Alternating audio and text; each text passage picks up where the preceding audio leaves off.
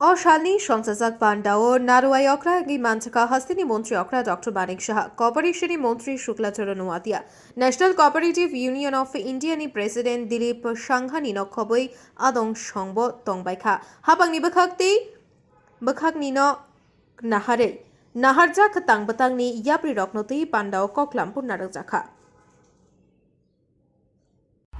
মাধ্যমে যারা গরিব দরিদ্র প্রান্তিক কৃষক শ্রমজীবী মানুষ মেহনতি মানুষ তাদেরকে যাতে সহজ শর্তে তাদেরকে লোন দেওয়া যায় এই সমবায়ের মাধ্যমে সেটা অবশ্যই একটা বিরাট ব্যবস্থা। এবং এতে করে মাঝখানে যারা সুদখোর মহাজন আমরা আগে শুনতাম তাদের থেকে কিন্তু এই সমবায়ের আন্দোলনের মাধ্যমে তার থেকে আমরা দূরে থাকতে পারব। এবং শুধু তাই নয়, এই সমবায় আন্দোলনের মাধ্যমে আমাদের মেলবন্ধনও কিন্তু অনেক বেশি সুদৃঢ় হয়।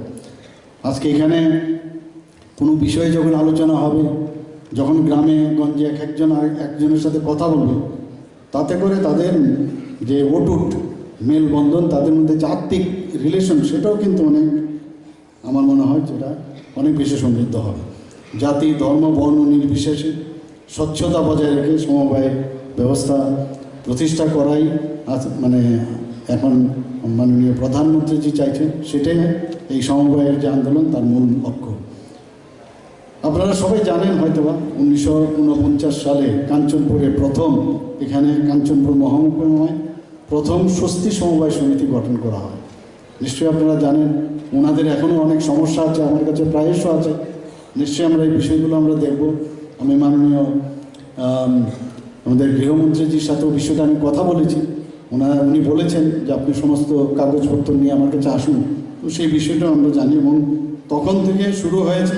আর এখন পর্যন্ত বর্তমান রাজ্যে মোট 4,305টি বিভিন্ন যে পেশাভিত্তিক সমবায় সমিতি রয়েছে রাজ্যে। এই যে আমাদের যে ডাইরেক্টলি ওর ইনডাইরেক্টলি এত লক্ষ লোক, প্রায় 9 থেকে 10 লক্ষ লোক আমাদের সাথে এই সমবায় আন্দোলনের সাথে যুক্ত রয়েছে। তো তাদের যদি আমরা শক্তিশালী আমরা করতে পারি, তাহলে এই যে খালি চাকরি লাগে সেই চাকরির পেছনে কেউ ঘুরবে না। এবং তারা কিন্তু জব সিকার না হয়ে তারা উল্টো মানে এন্টারপ্রেনার হবে, সেই দিশাও কিন্তু এখানে কাজ করবে। সহকার সে সমৃদ্ধি এই বিষয়ে আমার পূর্ববর্তী বক্তা বলেছেন। এই মিশনকে সামনে রেখে রাজ্য সরকারের সমবায় দপ্তর কাজ করছে এবং এখানে বিশেষ করে কৃষি, দুগ্ধ উৎপাদন, মৎস্য এবং হস্ত কারুশিল্প, পশুপালন এবং মাল্টিপারপাস যে সমিতিগুলো সেখানে তৈরি হয়েছে।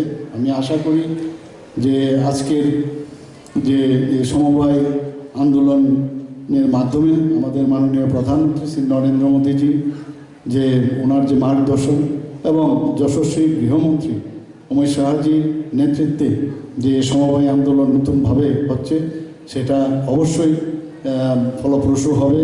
এবং আজকের এই সম্মেলনকে আমি সাফল্য কামনা করে আমি আমার বক্তব্য শেষ করছি। সবাইকে অসংখ্য ধন্যবাদ। নমস্কার, জয় হিন্দ।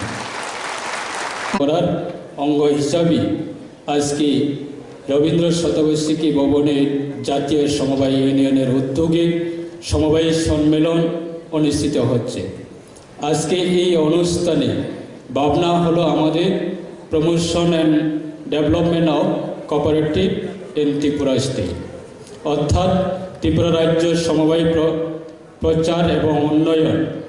2021 সালে 6 জুলাই কেন্দ্রীয় সরকারের অধীন নতুন সমবায় মন্ত্র তৈরি হওয়ার পর থেকে সমবায় প্রচার এবং প্রসারের কাজ নতুন উদ্যমের সাথে শুরু হয়েছে। সমবায় মাধ্যমে সমৃদ্ধি, সেটা হচ্ছে আমাদের সহকার সে সমৃদ্ধি, এই লক্ষ্যকে সামনে রেখে ভারতের সমবায় আন্দোলনকে শক্তিশালী করা এবং সমবায় সুফলগুলো সর্বস্তরে পৌঁছে দেওয়ার জন্য নিরলস প্রয়াস করে যাচ্ছে। দেশের সমবায় সমিতিগুলি পরিকাঠামো উন্নয়ন, আর্থিক সক্ষমতা বৃদ্ধি সহ পরিচালনার ব্যবস্থা উন্নতি কল্পে কেন্দ্রীয় সমবায় মন্ত্রক কর্তৃপক্ষ বিভিন্ন ধরনের ইতিবাচক উদ্যোগ গ্রহণ করা হয়েছে। এর মধ্যে উল্লেখযোগ্য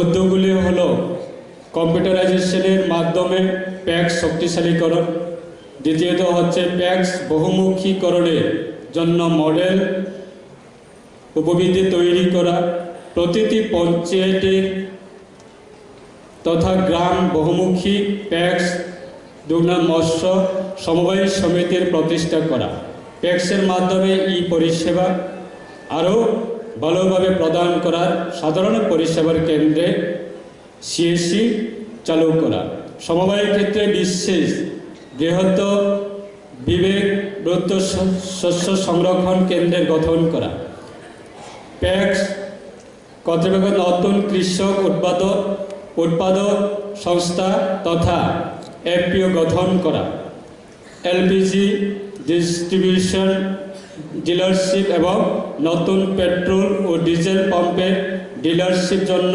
ল্যাম্পস প্যাক্সকে অনুমতি প্রদান করা, গ্রামীণ স্তরে জেনেরিক ওষুধ সরবরাহের জন্য প্যাক্সকে কেন্দ্র হিসেবে গণ্য করা, সার বিতরণ কেন্দ্র হিসাবে প্যাক্সকে অগ্রাধিকার দেওয়া। আজকে এই অনুষ্ঠানের মাধ্যমে আমরা জানি যে প্রধানমন্ত্রী কিষাণ সমৃদ্ধি কেন্দ্রের PMKSK হিসাবে প্যাক্সকে উন্নতিকরণ, এছাড়া রপ্তানির ক্ষেত্রে প্রত্যেকটি বীজ এবং জৈব চাষকে প্রাধান্য দেওয়ার মাধ্যমে কৃষকদের সুবিধা প্রদানের জন্য জাতীয় পর্যায়ে 3টি ক্ষেত্রে নতুন মাল্টি স্টেট কোঅপারেটিভ সোসাইটি গঠন করা হয়েছে। এই সমিতিগুলো সদস্যপদ গ্রহণের মাধ্যমে ল্যাম্পস প্যাক্সগুলো ক্ষেত্রে ভিত্তিক পরিষেবা অর্জন করছে। সমবায়ের উন্নতিকল্পে মাননীয় স্বরাষ্ট্র ও সমবায় মন্ত্রী শ্রী অমিত শাহজির নেতৃত্বে মন্ত্র নানাবিধ পরিকল্পনা গ্রহণ করেছে এবং এইগুলো যথাসময়ে সম্পূর্ণ করার জন্য নিবিড় প্রচেষ্টা জারি রেখেছে। আমাদের ত্রিপুরা এই সকল উদ্যোগগুলি সফলভাবে বাস্তবায়ন করার জন্য আপনাদের সকলের সহযোগিতা আমরা নিরলস প্রচেষ্টা জারি রেখেছি এবং আমাদের বিশ্বাস এতে আমাদের সফলতা অবশ্য আসবে এবং কেন্দ্র সরকারের সমবায় মন্ত্রকের সিদ্ধান্ত অনুসারে প্রায় 268টি আমাদের রাজ্যে ল্যাম্পস এবং প্যাক্সকে কম্পিউটারাইজেশন করার কাজ অন্তিম পর্যায়ে রয়েছে। अंतर्राष्ट्रीय सहकारी वर्ष 2025 के इस अवसर पर सहकारिता के संवर्धन, विकास और आयोजन के कार्यक्रम में हम सब उपस्थित हैं। हम गौरवित हैं 2025 सहकारिता वर्ष का डिक्लेरेशन इंटरनेशनल कोऑपरेटिव अलायंस की बैठक भारत मंडपम में नवंबर 25 को जब हुई तब माननीय प्रधानमंत्री नरेंद्र भाई मोदी और अमित भाई शाह उपस्थित रहे और मोदी जी ने पूरे विश्व में ये 2025 का वर्ष कोऑपरेटिव वर्ष के रूप में मनाने का फैसला डिक्लेयर किया और पूरे विश्व में आज 2025 का कोऑपरेटिव वर्ष मना रहे हैं। इसी सिलसिला में एनसीओ ने तय किया है देश के विभिन्न राज्यों में कोऑपरेटिव इस वर्ष में कोऑपरेटिव को नया आयाम देने के लिए माननीय सहकारिता मंत्री अमित भाई शाह ने 2 लाख नई कोऑपरेटिव सोसाइटी बनाने का जो ऐलान किया है उनको सफल बनाने के लिए और स्टेट को उनका टारगेट भी दिया गया। सहकारिता मंत्रालय और सहकारिता क्षेत्र में काम करे कार्यकर्ता लीडर सब साथ मिलके विविध सेक्टर के कोऑपरेटिव एक साथ मिलके सहकारिता के माध्यम से, जैसे पंडित दीनदयाल जी ने कहा था, चलो जलाए दीप जहाँ अभी भी अंधेरा है, जैसे मोदी जी ने कहा है सबका साथ सबका विकास, इस सूत्र को सफल बनाने के लिए हम सब साथ मिलके, सरकार और सहकार दोनों साथ मिलके जो काम करेंगे तो अगले दिनों में भारत 5 ट्रिलियन इकोनॉमी करने का जो स्वप्न है, इनमें सहकारिता का हिस्सा सबसे बड़ा रहेगा, क्योंकि सहकारिता के माध्यम से जो रेवोल्यूशन हो रहा, जो क्रांति हो रही है, वो पता भी नहीं चलता।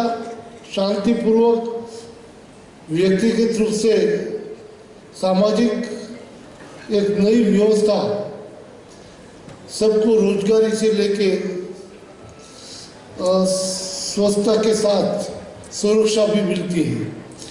इसी स्थिति में त्रिपुरा सहकारी राज्य में जो विभिन्न कार्यक्रम लागू करने की मदद मिल रही है, माननीय मुख्यमंत्री, सहकारिता मंत्री, सरकार के अधिकारियों द्वारा संघ और उनके पूर्ण समर्थन प्रदान करने के लिए मैं धन्यवाद देना चाहूँगा, क्योंकि यहाँ लास्ट 3-4 साल से जिस तरह से कंपनी को बढ़ावा मिल रहा है, उनकी सराहना जितनी करे उतनी कम है। साथियों, आज दिन एक महत्वपूर्ण मील का पत्थर है, क्योंकि हम अमृतकाल 2022-24 के परिवर्तनकारी अधिक बीच राज्य स्तरीय सम्मेलन का आयोजन कर रहे हैं। यहाँ सहकारिता अत्यंत प्रासंगिक होगी। सहकारिता त्रिपुरा की अर्थव्यवस्था में महत्वपूर्ण भूमिका निभा रही है। Bureau report, खुम्पोई।